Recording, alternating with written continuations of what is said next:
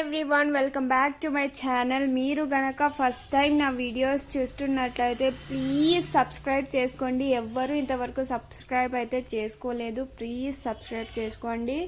ఇంకా వీడియోలోకి పోతే ఈ రోజు అయితే నాకు ఎపిసోడ్ వరస్ట్ ఎపిసోడ్ అని అనిపించింది. ఎందుకంటే యష్మి టీం వాళ్ళకి హ్యుమానిటీ లేదు, యాటిట్యూడ్ చూపిస్తున్నారు, పొగురు చూపిస్తున్నారు. అసలు ఆ యష్మిని చూస్తుంటే శోభానే బెటర్ అని అనిపించింది. నాలాగా మీకు ఎంతమందికి అనిపించిందో కామెంట్లు అయితే ఖచ్చితంగా తెలపండి. ఇంకా వీడియోలోకి వెళ్ళిపోదాం. బిగ్ బాస్ స్టార్ట్ అయినప్పుడు సీత టీ పెడుతుంది. అక్కడే కిచెన్ దగ్గర అభయ్ కూడా ఉంటారు. అప్పుడు సీత చెబుతుంది, అన్న టీ పెట్టినా చూస్తావా, 5 minutesలో నేను బ్రష్ చేసుకొని వస్తా అని అంటుంది. అభయ్ సరే అంటాడు. సీత బ్రష్ చేసుకునేకి పోతుంది. అభయ్ అసలు ఆ టీని అయితే అస్సలు పట్టించుకోడు. ఇంకా సీత వచ్చేలోప టీ అనేది అంతా పొంగిపోయి ఉంటుంది. సీత వచ్చి ఏంటి అన్న నిన్ను చూడమన్నానుగా అంటే నువ్వు 5 minutesలో వస్తా ఉన్నావు కదా రాలేదు అని అంటారు. ఇంకా ఇదైతే వదిలేయండి, నవ్వుకుంటూ మాట్లాడతాడు. అయినా పర్సనల్గా అయితే అది నాకు నచ్చలేదు అబ్బాయి చేసింది. అక్కడే నిలబడినవాడు పొంగిపోకుండా చూసుకుంటే ఏమవుతుంది. అక్కడే ప్రేరణ కూడా వచ్చింది, టీ నా డ్యూటీ కాదు అని చెప్తాను. ఎలా తాగేది మీరే కదా, చూసుకోవాలి కదా. ఇంకా ఇదంతా అయిపోయిన తర్వాత 3వ గేమ్ అయితే స్టార్ట్ అవబోతుంది. అందరు హౌస్ మేట్స్ లైన్గా నిలబడి ఉంటారు.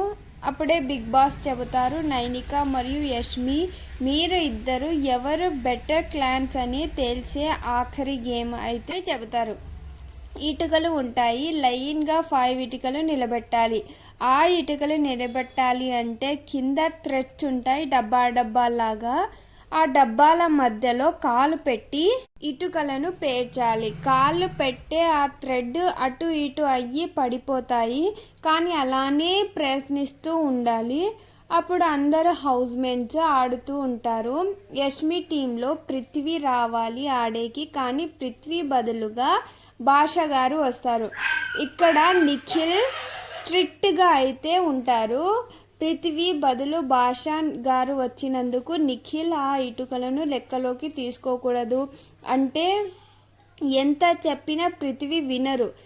అది వినకుండా నైనిక టీం పేర్చిన ఇటుకలని కూడా థ్రెడ్స్ని ఊపుతాడు. అన్ని ఇటుకలని అయితే పడేస్తాడు. ఇదబ్బా దీన్ని చెప్పాలి వేస్ట్. అసలు దీని గురించి మాట్లాడుకోలేదు, వేస్ట్ అబ్బా వేస్ట్. అసలు ఏం స్ట్రాటజీనో ఏమోలే. ఇంకా అడ్డదిడ్డంగా ఆడి యష్మి టీం అయితే విన్ అవుతారు. అందరూ హౌస్ మేట్స్ లివింగ్ ఏరియాలో కూర్చున్నప్పుడు బిగ్ బాస్ చెబుతారు, యష్మి టీం నైనిక టీంతో ఆడి 2 గేమ్లు గెలిచినందుకు నిఖిల్ టీంలో నుంచి ఎవరికైనా ఒకరిని మీరు మీ టీంలో చేర్చుకోవచ్చు అంటారు.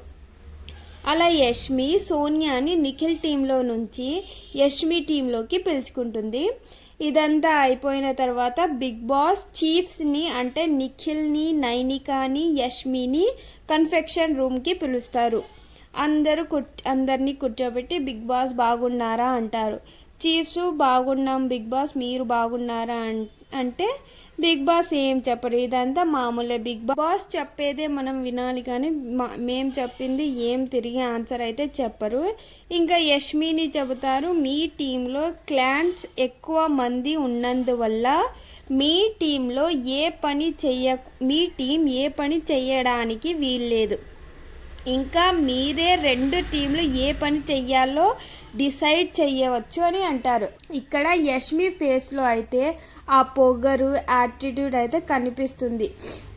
అడ్డదిడ్డంగా ఆడి గెలిస్తే అది గేమ్ కాదు. ఇంకా యష్మి పనులను డివైడ్ చేస్తుంది. నిఖిల్ టీంకి కుకింగ్ పని ఇచ్చి మిగతా పనులన్నీ నైనిక టీంకి ఇస్తుంది.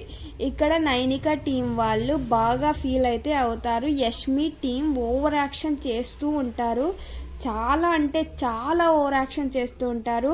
ఆ ప్రేరణ అయితే ఏవేవో పడేస్తూ ఉంటుంది. ఇక్కడ అయితే నాకు పర్సనల్గా అనిపించింది యష్మి టీంకి హ్యుమానిటీ అనేది లేదు అని అనిపించింది. దీని అంతా చూసి సీత అయితే మంచి వాలిడ్ పాయింట్స్తో అయితే మాట్లాడుతుంది. ఈ ఎపిసోడ్లో సీత సూపర్ అబ్బా అని నాకు అనిపించింది. సీత అంత గొడవ పడి ఏడుస్తూ ఉంటే యష్మి ప్రేరణ అయితే నవ్వుకుంటూ ఉంటారు. నాకైతే అది నచ్చలేదు. యష్మి ఒక గేమ్ ఆడి గెలిచినందుకు ఏదో వీరే పెద్ద వీళ్ళే బాస్లు అన్నట్లు అంటున్నారు. నాకైతే నచ్చలేదు ఫ్రెండ్స్. యష్మి టీంలోనే ఉన్న భాష, సోనియా అయితే సైలెంట్గా ఉన్నారు. వాళ్ళది వాళ్ళే చేసుకుంటారు. ఓవర్ యాక్షన్ చెయ్యని వాళ్ళు అంటే భాష, సోనియానే అని నాకు అనిపించింది.